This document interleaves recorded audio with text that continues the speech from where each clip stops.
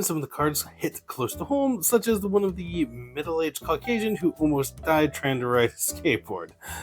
Do you ever fantasize about being the biggest comic book publisher in the 1990s? No, neither do I, but comic book boom looks pretty awesome. Boom. So I was pretty excited to sink my teeth into this one. Gadabout Games provided a prototype for this review. Players will be trying to become the most prolific publisher, and just like in the real world of business, the player with the most cash, money, dough, moolah, cheddar, at the end of the game will be crowned the winner. I'd like to take time out for just a second. If you find any value in my content, please consider clicking that subscribe button. Thanks! Gameplay takes place over 5 phases. The first phase, the research phase, my personal favorite phase of the game, players will be buying cards and adding them to their hand. The cost of each card is equal to the number of cards that you have in your hand. So if you have no cards in your hand, which you won't at the beginning of the game, your first card is free. What a bargain. Then after you have 1 card in your hand, you want to buy another card, well, that card costs $1 because you have 1 card in your hand. Now you have 2 cards. You want to buy a 3rd card? Well, you have 2 cards in your hand. That next one costs, everyone say it, $2. And that portion of the game happens simultaneous, which is pretty cool because it keeps down downtime between players' turns because you don't really have to wait on anyone else's turn to start getting cards and building your comic book empire. And this phase of the game is kind of like a controlled chaos. I didn't really see it to be problematic with players, like trying to, I was going to get that card, because it doesn't matter because the cards are shuffled, they're face down, and you can just do your own research. The next phase of the game, once players are done buying cards, is the develop phase. And here players will be playing those cards from their hand face down in front of them. And those cards that you were purchasing before will be a combination of comic books and upgrades. Upgrades such as things as like holographic covers and crossover episodes between different comics. You'll be placing a comic and then you will be enhancing and possibly hyping that comic, because comics, their value will fluctuate throughout the game because it will be a combination of their collectability times their hype. But be careful not to hype up a comic too much, because if it gets overhyped, no one wants anything to do with it and it plummets, actually worth nothing. Zip, zero, zilch, nada. So you got to keep an eye on what you think the other players are doing or what they could be doing, because these comics stay out round after round. However, their enhancements go back into the player's hand. So you may want to take a look around the table and see what you think some of the other players might be hyping. And because the back of the cards are colored, you can look at what kind of cards players might have in their hand or be playing on comics. And if you see someone really hyping up comics with bad attitude, you know that maybe you don't need to hype them up so much, and maybe you can put some of these enhancements on there to increase their value. And next is the exciting part, where players publish or reveal the comic books and the upgrades that they've been secretly toiling with in front of all your friends at the same table. And going around the table, each player will reveal one of their comics. And when doing so, you will look at the hype on them. For instance, this one has 1, 2, 3, 4 hype. Hype is the pink flames on there. And that is hype for the biker content. Because what happens is you're hyping like the different types of content that are in the comics. So that would move up the biker hype 4 spaces. So we go 1, 2, 3, 4. For instance, Chrome Dome here has a hype of 1, 2, 3, 4, 5. So it will move up Bad Attitude and Shield 5 spaces on the hype.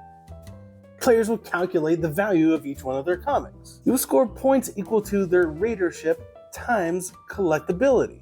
The collectibility are the diamonds on the cards, and the readership is this little book level. Chrome Dome here has collectibility of 1, 2, 3, 4, and its readership is a value of 2. So 4 times 2 is worth 8 points. And then once players have collected their money for all their comics, you bump up this little bubble here, and any of the theme markers that are above that bubble go back down to that bubble, and then rinse and repeat. And players return all the temporary cards back to their hand, kind of escalating the cost of all the cards that they begin to purchase again during the next research phase. So there's kind of a hand management thing there too, where you do want to keep some of the good cards in your hand, but if you do have some cards that maybe don't mix well with what you're doing, you may want to go ahead and ditch them. So that way it doesn't bump up the cost of you buying new cards to add to your hand. And play continues until this bubble reaches the top here, or until one player becomes completely bankrupt and has no money. Oh, and I forgot to mention that anytime a comic should get overhyped, that entire comic, along with all of the upgrades on it, are discarded. The player will receive 1 coin for each card that was in and a part of that comic, but then this also bumps up 1 additional step as well. Wow, this game has a ton of amazing art, and the theme is super cool. I think it's kind of unique, and it really allows for just a ton of art. And every one of the comic book cards is different, so there's so much art to look at. It's almost distracting while you're playing it. But the cool theme also ties in with kind of the gameplay too, because the different themes that are on the cards are pretty interesting. For instance, the Chopper comic, the theme is bikers, and the Long Coat comic has extreme fashion as its themes, which is kind of funny. Extreme fashion, okay.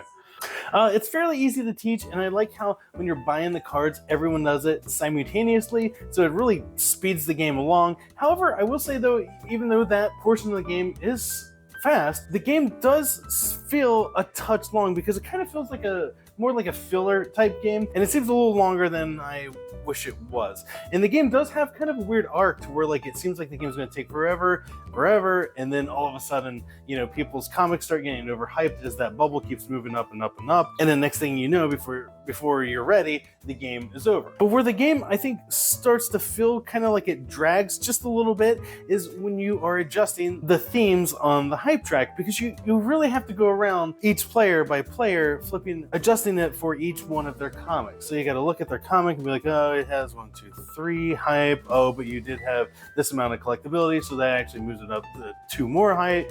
So I got to move it up a total of 5 hype. Oh, and then your other comic here, you know, and so you have to do that. And with a 4-player game, you might easily have 8, 10, 12 comics that you have to go through and do this. Now, it's not a total deal breaker, but it does noticeably slow the game down. And with that being said, the best player count for this game, with a lot of games, is 3 players. Definitely best with 3 players.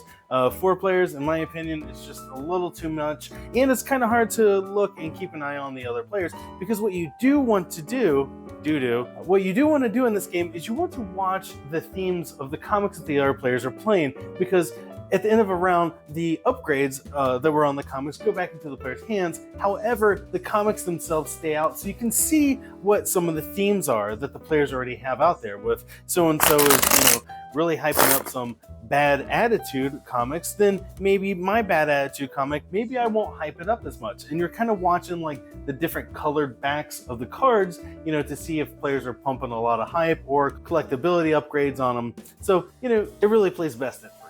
And the game has a touch of kingmaking. I've noticed that it seems possible for one player to maybe make one comic that seems to really do well and get a ton of money every round, and then they can kind of keep playing those same cards on that same comic. Now, yes, you can stop it by, getting a comic with the same theme and then pumping a lot of hype into it to ensure that that comic book that they're doing does bust, and then it gets overhyped. However, that kind of is a poopy strategy because it takes a lot of your time and resources doing this. So it kind of gets almost that kill Dr. Lucky syndrome, where it's like, well, you really need to hype up extreme fashion. And you're like, well, I don't want to spend all my resources overhyping extreme fashion because I want to do my own thing here.